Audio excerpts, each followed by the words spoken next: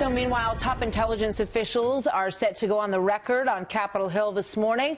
The director of national intelligence and the head of the National Security Agency are about to be grilled about Russia's alleged hacking of the DNC. The president-elect Donald Trump has reportedly cast some doubt on that intelligence specifically. Now, the Wall Street Journal reporting this morning that Mr. Trump is working on a plan that would restructure some elements at the top U.S. spy agency. Chief White House correspondent John Roberts covering this for us this morning, as always, today at Trump Tower. So, John, how far is the president-elect looking to go with this intelligence overhaul? Martha, good morning to you. As with all things coming out of Trump Tower, remains to be seen and still very much a work in progress. You know, the president-elect has made no secret of his skepticism regarding a lot of what he's been hearing from the intelligence agencies on certain specific items. But a senior transition official told me this morning, this report, that he wants to significantly restructure a couple of the main intelligence agencies is, quote, way overblown. Though the source wouldn't say what part was overblown, the Wall Street Journal was reporting this morning that Trump believes that the Office of the Director of National Intelligence is bloated and politicized, wants to pare that back, also wants to restructure the CIA to trim back staff staff at the headquarters in Langley, Virginia, and put more people out into the field. All of this, of course, comes as Donald Trump is expected to receive an intelligence briefing tomorrow here in New York on Russia's alleged involvement in hacking Democratic Party servers.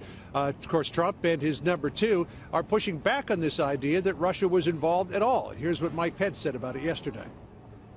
I think given some of the intelligence failures of recent years, the president-elect's made it clear to the American people that he's skeptical about conclusions from the bureaucracy, and I think the American people hear him loud and clear.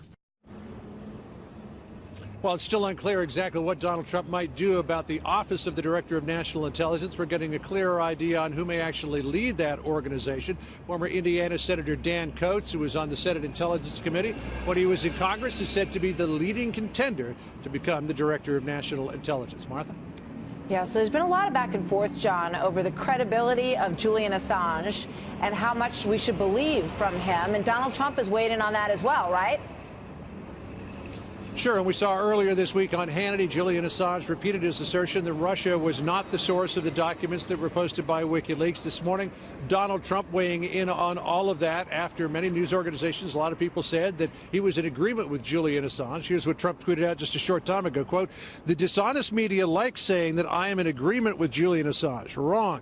I simply state what he states. It is for the people to make up their own minds as to the truth.